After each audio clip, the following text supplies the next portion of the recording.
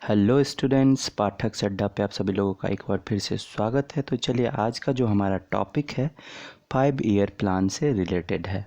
जैसा कि आप सभी लोग जानते हैं, 5 ईयर प्लान से बहुत सारे क्वेश्चंस आते हैं, चाहे कोई भी एग्ज़ाम हो, लाइक यूपीएससी हो, स्टेट पीएससी हो, या सीजीएल का हो, या एनटीपीसी आने वाला एग्ज़ाम है उसका होगा, उसमें भी 5 ईयर प्लान से क्वेश्चंस रहेंगे ही। तो चलिए, आज का जो टॉपिक 5 ईयर प्लान है उसके बारे में हम लोग जानते हैं। टॉपिक शुरू करने से पहले हमारे इस यूट्यूब चैनल पाठक अड्डा को ज़रूर सब्सक्राइब कीजिए, ताकि आपको रेगुलर इंटरवल पे हमारे जितने भी वीडियो लेक्चर्स हैं अवेलेबल होते रहेंगे। तो चलिए, टाइम वेस्ट नहीं करते हैं और टॉपिक की ओर चलते हैं। तो चलिए, टॉपिक आया इकोनॉमिक प्लानिंग। सबसे पहले प्लानिंग क्या होता है उसके बारे में जानते हैं। यहाँ पे है कि limited natural resources are used skillfully to achieve desired goal. तो ये तो एक सेंटेंस में किताबी लाइन है, तो इसको मैं प्रॉपरली जानूँगा कैसे। सपोज मुझे सैलरी मिलती है 30,000 की, और मेरे को सब कुछ करना उसी में, लाइक तो उसके लिए मेरे को क्या क्या करना होगा कि सबसे पहले प्लानिंग करना होगा कि मुझे कितना परसेंट अपने सैलरी का किस चीज़ में इन्वेस्ट करना है, लाइक फूडिंग लॉजिंग में कितना परसेंट देना है, फिर अपने चिल्ड्रन के एडुकेशन में कितना परसेंट प्रोवाइड करना है, फिर एक्स्ट्रा जो अदर एक्टिविटीज़ होगा, चाहे एंटरटेनमेंट होगा, उसमें कितना परसेंट देंगे, फिर मेरे को सेविंग कितना करना है।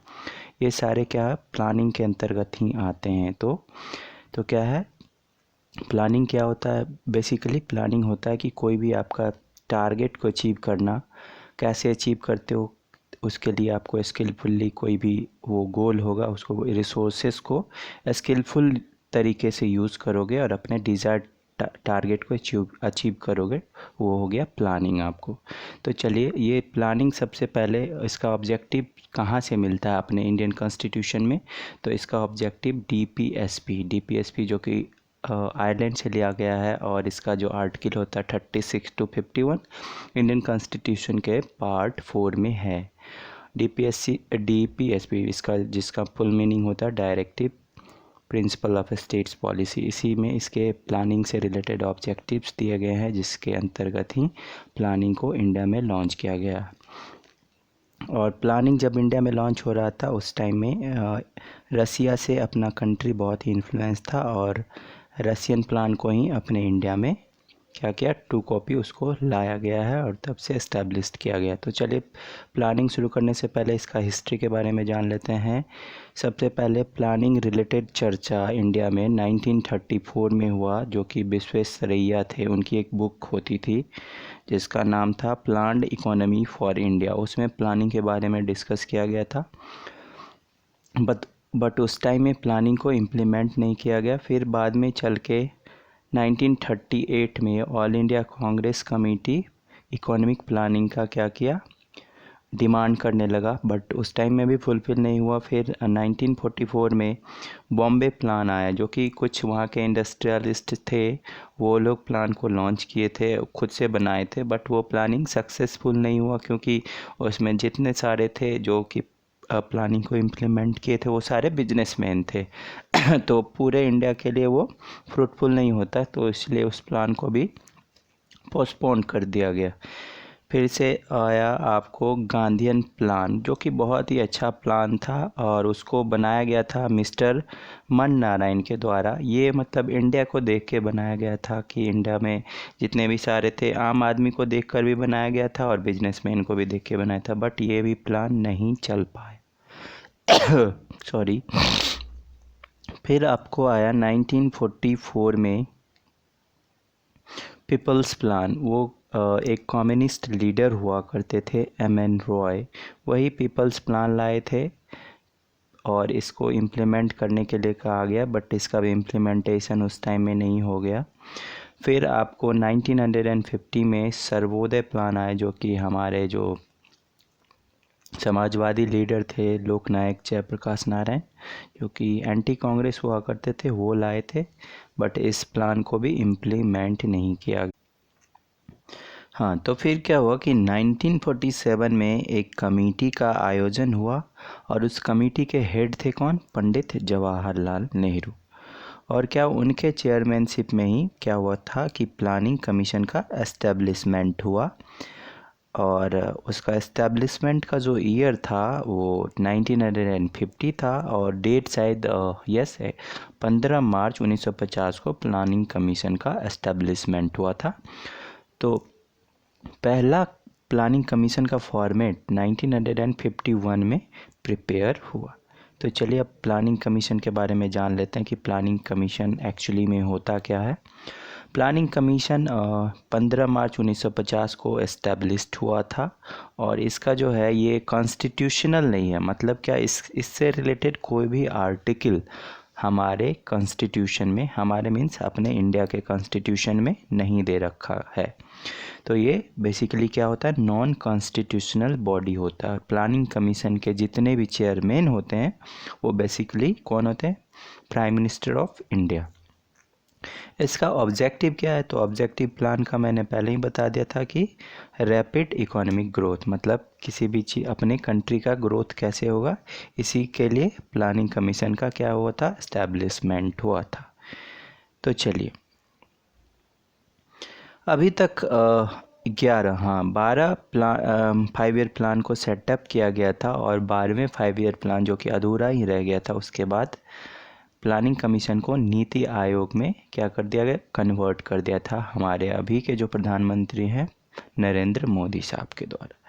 तो चलिए अब 5 ईयर प्लान के बारे में पढ़ते हैं। पहला 5 ईयर प्लान जो कि 1951 से 56 के लिए हुआ था और उसका जो टारगेट ग्रोथ रेट था 2.1%। Target growth rate means GDP. GDP actually में होता क्या है, मतलब total income earned within the geographical boundary of a country is called GDP। मतलब हमारा जो इंडिया है उसके अंदर में चाहे कोई हम इंडियंस कमाएं या कोई इंडिया से बाहर का फॉरेनर है वो इंडिया में आके कमाए, उसको क्या कहते हैं, और उसका जो टोटल इनकम होता है उसको क्या करेंगे, जीडीपी बोलेंगे। तो उस टाइम में जो जीडीपी सेट किया गया था 2.1%, और जहाँ पे उसका जो रिज़ल्ट अचीव्ड हुआ था मीन्स आफ्टर 1956 हमारे इंडिया का जीडीपी 3.6% हो गया था। और first 5 year plan basically based था हैरोल्ड डोनार मॉडल पे। और ये क्वेश्चंस एग्ज़ाम में आते हैं कि पहला 5 ईयर प्लान किस पे बेस्ड था, तो हैरोल्ड डोनार मॉडल पहला 5 ईयर प्लान इसी पे बेस्ड था। और उसका जो टॉप प्रायोरिटी दिया गया था वो एग्रीकल्चर था, क्योंकि हमारा देश कृषि प्रधान देश था और एग्रीकल्चर टॉप प्रायोरिटी दिया गया था कि क्योंकि एग्रीकल्चर सेक्टर में राइज होगा तभी अपने कंट्री का विकास होगा। तो चलिए फर्स्ट 5 ईयर प्लान के बाद क्या हुआ कि नेशनल इनकम क्या हो गया, इंक्रीज हो गया 18% की दर से, और वहीं पे पर कैपिटा इनकम भी इंक्रीज़ किया जो कि 11% हो गया। और फर्स्ट 5 ईयर प्लान में कुछ और इम्पोर्टेंट चीज़ हुआ जिसके बारे में बताता हूँ कि दामोदर वैली प्रोजेक्ट को लॉन्च किया गया, फिर भाखड़ा नंगल डैम को बनाया गया, फिर बहुत सारे डेवलपमेंट को किए गए एग्रीकल्चर से रिलेटेड। और 1955 में स्टेट बैंक ऑफ इंडिया का भी एस्टेब्लिशमेंट किया गया। तो चलिए अगला आता है आपको second 5 year plan. Second 5 year plan जो कि 1956 टू 1961 के बीच रहा, 5 साल का। और ये जो बेसिकली बेस था पीसी महलानोबिस जो कि father of statistics in India भी कहलाते हैं और ये इकोनॉमिक्स के प्रोफेसर हुआ करते थे। तो उस टाइम जो ग्रोथ रेट सेट किया गया था 4.5%, बट वहाँ पे अचीव किया गया था 4.1%। तो बेसिक कह सकते कि ये सक्सेसफुल ही रहा। और इसका जो टॉप प्रायोरिटी था उस प्लान का इंडस्ट्रियलाइजेशन, क्योंकि पहले प्लान में हमने एग्रीकल्चर पे फोकस किया था, फिर दूसरे प्लान में इंडस्ट्रियलाइजेशन इंडिया में लॉन्च करने की कोशिश करी गई थी। तो और टॉप प्रायोरिटी में इंडस्ट्रियलाइजेशन था, फिर उसका सेकेंड जो प्रायोरिटी था वो ट्रांसपोर्ट और कम्युनिकेशन सेक्टर में था। तो चलिए उसी टाइम में सेकेंड ईयर प्लान के ड्यूरेशन में ही industries like steel plant Durgapur में जो स्टील प्लांट का इस्टेब्लिशमेंट हुआ, फिर भिलाई में हुआ, फिर राउरकेला में हुआ, जहाँ सारे के सारे इंडस्ट्रीज़ बन के तैयार हुए। तो टॉप प्रायोरिटी में जो इंडस्ट्री दिया गया था, इंडस्ट्रियलाइजेशन दिया गया था, उसमें टोटल जो एक्सपेंडिचर का आउटले था 20%, 20.1% टोटल आउटले इंडस्ट्री के लिए एलोकेट किया गया था। वहीं पे जो नेक्स्ट था जो कि कम्युनिकेशन सेक्टर और ट्रांसपोर्ट से रिलेटेड था, उस पर 27% टोटल आउटले का दिया गया ताकि हमारे कंट्री का डेवलपमेंट अच्छे तरीके से हो सके। फिर आपको थर्ड 5 ईयर प्लान आया जो कि 1961 टू 1966 तक रहा। इस प्लान को गॉडगिल योजना भी कहते हैं और इसका जो टारगेट सेट किया गया था 5.6% और उसका जो अचीव किया गया था 2.7% टारगेट अचीव किया गया था। और कह सकते हैं कि ये प्लान टोटली फेल हो गया। क्यों फेल हो गया कि उस टाइम, और ये प्लान बेसिकली बेस्ड किस पे था, सुखमोई चक्रवर्ती और प्रोफेसर सैडी के मॉडल पे। और इसमें जो टॉप प्रायोरिटी प्रोवाइड किया गया था एग्रीकल्चर देन इंडस्ट्री। और इसका फेल्योर का रीज़न क्या था, थर्ड 5 ईयर प्लान के बीच में ही इंडो चाइना वार हुआ था 1961 में, जिसमें इंडिया की करारी हार हुई थी। फिर इंडिया पाकिस्तान वॉर भी हुआ था 1965 में। दो युद्ध के बाद आप समझ सकते हैं कि कैसी कंडीशन हो गई होगी हमारे कंट्री की। पहले तो 2 बार हुए थे, फिर बाद में एक सीवियर फेमाइन ड्राउट आ गया था 1965 में, जो कि इंडिया के इकोनॉमी की कमर तोड़ के रख दी थी। तब इतने फेल्योर के बाद जितना ग्रोथ रेट एक्सपेक्टेशन था आपको 5.6% और 2.72% पे आके गिर गया। तो उसके बाद हमारे प्राइम मिनिस्टर ने सोचा और हमारे जितने भी थे वहाँ के हेड चेयरमैन थे प्लानिंग कमीशन के, वो सोचे कि नहीं, अभी प्लान को हॉलीडे पे रखा जाए। कोई प्लान नहीं लॉन्च किया गया था लगभग 3 साल के लिए, डेट इज़ 1966 टू 1969। क्योंकि क्या हुआ, क्योंकि उसमें ग्रेट फेल्योर हुआ था किसका, थर्ड ईयर प्लान का। और युद्ध के कारण इंडिया की इकोनॉमिक स्टेटस बहुत ही गंदा हो गया था और अनएम्प्लॉयमेंट और जितने भी तरीके के प्रॉब्लम होते हैं बहुत सारे आ गए थे, जिसके कारण प्लान को सेटअप नहीं किया गया था। उसका सबसे मेन रीज़न था इंडिया पाक वार, जिसमें बहुत सारा नुकसान हुआ था भारत का। फिर आपको आया फोर्थ 5 ईयर प्लान, जो कि थर्ड 5 ईयर प्लान के 3 साल के बाद लॉन्च किया गया था 1969 से 74 के बीच में। और इसमें जो ग्रोथ रेट टारगेट सेट किया गया था 5.7%, और इसमें भी क्या हुआ, टारगेट अचीव नहीं हुआ और 2.5%, 0.5% ही रह गया। ये जो बेसिकली बेस्ड था अशोक रुद्रा और एलन एस मैनिंग मॉडल पे। इसका क्या था objective, growth and stability, progressive achievement of self Reliance. तो ये भी आपको क्या सक्सेसफुल नहीं कह सकते हैं फोर्थ 5 ईयर प्लान में।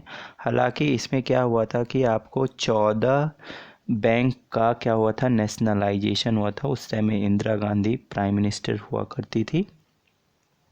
फिर उसी टाइम में क्या हुआ था, सेल का क्या हुआ था, एस्टेब्लिशमेंट हुआ था। फिर ग्रीन रिवॉल्यूशन आया था उसी पीरियड में। तो ये इस तरीके से कह सकते हैं कि एग्रीकल्चर सेक्टर में थोड़ा सा क्या बूस्टअप हुआ था इंडिया, बट जीडीपी का जो टारगेट सेट किया गया था उसको अचीव नहीं किया गया। फिर आपको आता है फिफ्थ 5 ईयर प्लान। सॉरी, एक चीज़ और बताऊंगा कि फोर्थ 5 ईयर प्लान में ही उस टाइम में इंडिया न्यूक्लियर एनर्जी के में भी अपना वो स्माइलिंग बुद्धा को लॉन्च किया था। और फिर शॉर्टफॉल क्यों हुआ था, क्योंकि उस टाइम में एडवर्सिटी ऑफ क्लाइमेट हो गया था। फिर arrival of refugees from Bangladesh से जो वॉर हुआ था उसमें बहुत सारा रिफ्यूजीज इंडिया आ गया था, जिसके कारण इंडिया का जो ग्रोथ रेट टारगेट था वो अचीव नहीं हो पाया। फिर आपको नेक्स्ट में आता है फिफ्थ 5 ईयर प्लान, जो कि 1974 टू 1979 के बीच लाया गया था। उसमें इंडिया का जो टारगेट था 4.4% सेट किया गया था और टारगेट इस बार अचीव कर लिया गया था। मतलब 4.4% फुल मार्क था और हमने अचीव कितना किया, 4.83%। उसमें मॉडल किस मॉडल पे बेस्ड था, जो कि investment model of planning commission.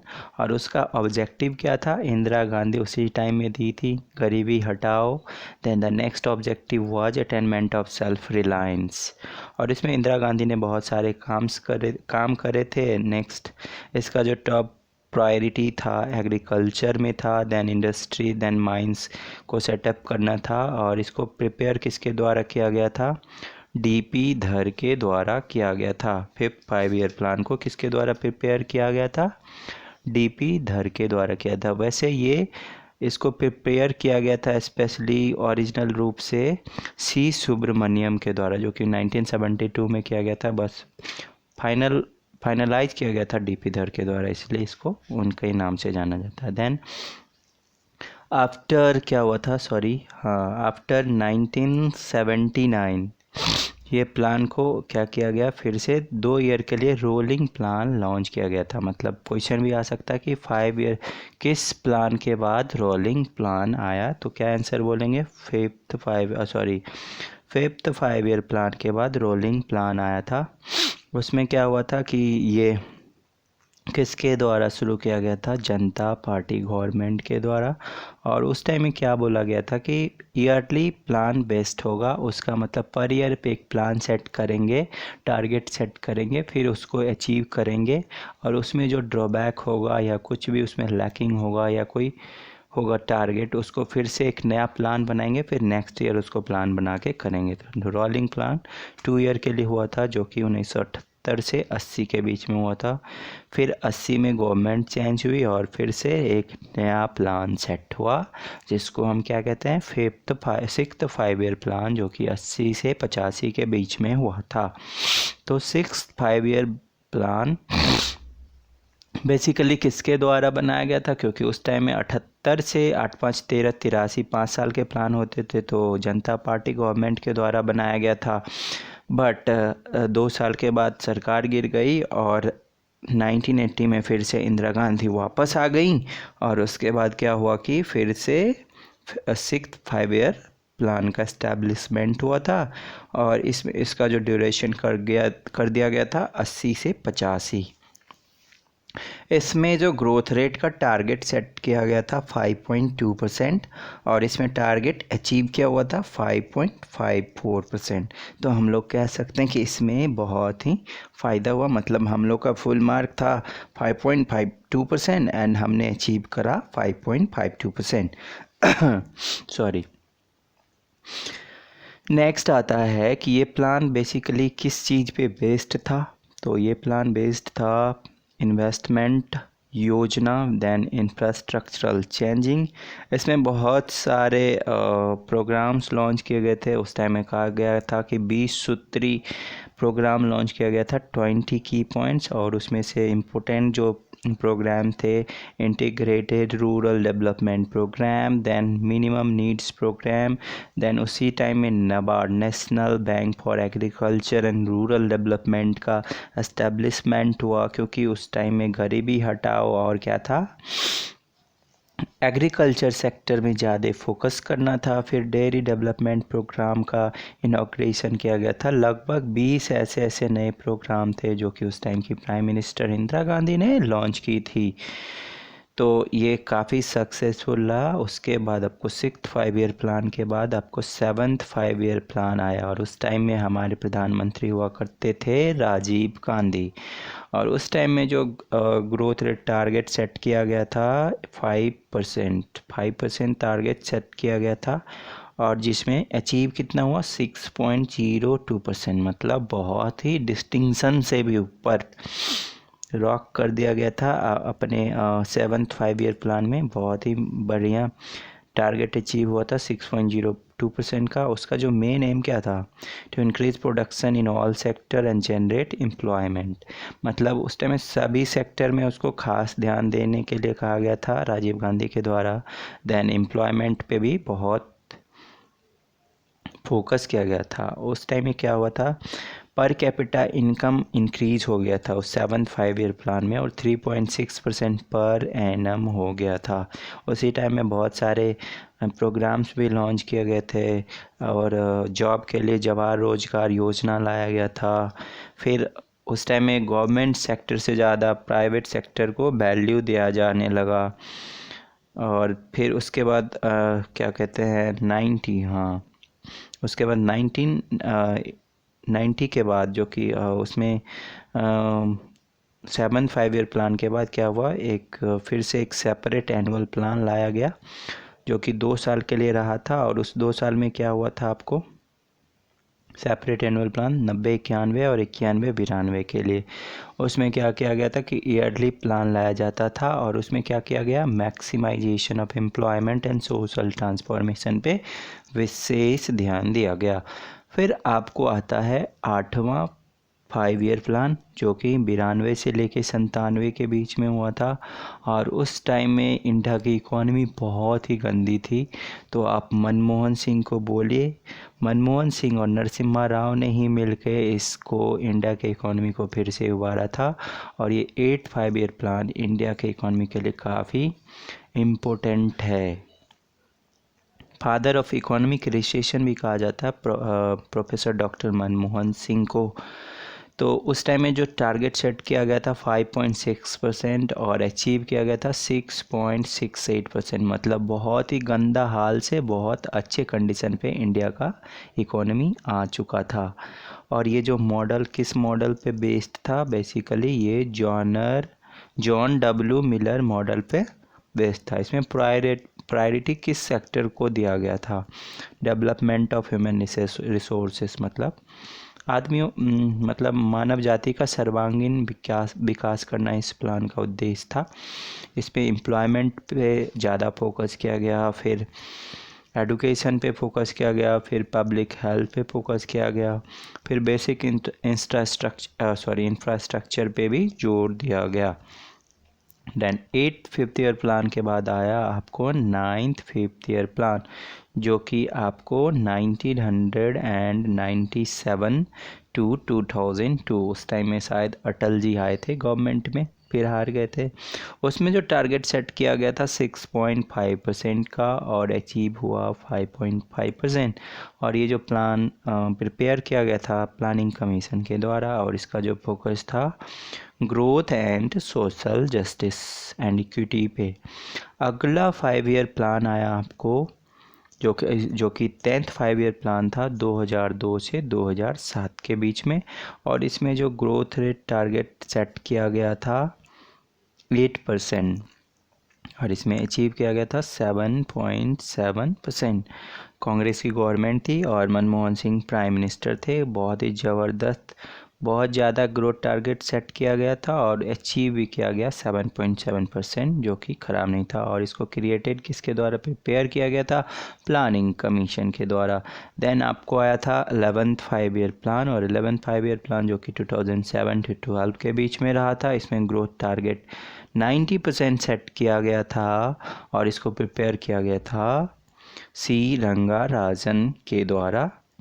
Then इसी में नेशनल डेवलपमेंट काउंसिल का इस्टेब्लिशमेंट हुआ था जो कि इंडिया का क्या था, सबसे बड़ा पॉलिसी मेकिंग क्या था, कमेटी था। देन आपको नेक्स्ट में आता है 12वां और आखिरी प्लान जो कि 2012 से 2017 के लिए सेट हुआ था, बट 2014 में ही नरेंद्र मोदी के आने के बाद इस प्लान को क्या किया गया, प्लानिंग कमीशन को ही ख़त्म कर दिया गया और उसके जगह पे नीति आयोग का एस्टेब्लिशमेंट। तो क्या हुआ, 12th 5 ईयर प्लान जो कि 2012 टू 17 के बीच में हुआ था, बट 2014 में पीएम नरेंद्र मोदी का गवर्नमेंट बना था जो कि 2012 5 ईयर प्लान में 9% टारगेट सेट किया गया था जीडीपी अचीव करने का, बट ये 2014 में डिमोलिश हो गया था। और उस टाइम में क्या हो गया, 5 ईयर प्लान के जगह प्लानिंग कमीशन के जगह पे नीति आयोग का सेटअप हो गया। देन नीति आयोग के बारे में कुछ और जान लेते हैं। जो नीति आयोग का फुल फॉर्म होता है national institute of transforming India. इसका एस्टेब्लिशमेंट हुआ था 1 जनवरी 2015 को। एंड इसके जो चेयरमैन होंगे जो कि भारत के प्रधानमंत्री होंगे, अभी तो right now Narendra Modi the chairman of NITI Aayog, वहीं पे इसके वाइस चेयरमैन कौन है, राजीव कुमार। और इसके जो अभी के सीईओ हैं अमिताभ कांत। यहीं पे सारे प्लान्स को हैंडल किया जाता है, सारे स्कीम्स जो कि इंडिया के ग्रोथ और डेवलपमेंट रिलेटेड यहाँ पे बनाया जाता है। 5 ईयर प्लान के जगह पे। तो चलिए, अब अगर आपको आज का हमारा वीडियो अच्छा लगा तो हमारे इस चैनल पाठक सड्डा को ज़रूर सब्सक्राइब कीजिए। थैंक यू फॉर वाचिंग, और बने रहिए हमारे इस यूट्यूब चैनल पाठक सड्डा के साथ, ताकि आपको रेगुलर इंटरवल पे हमारे इस सारे वीडियोस अवेलेबल होते रहेंगे। Thank you.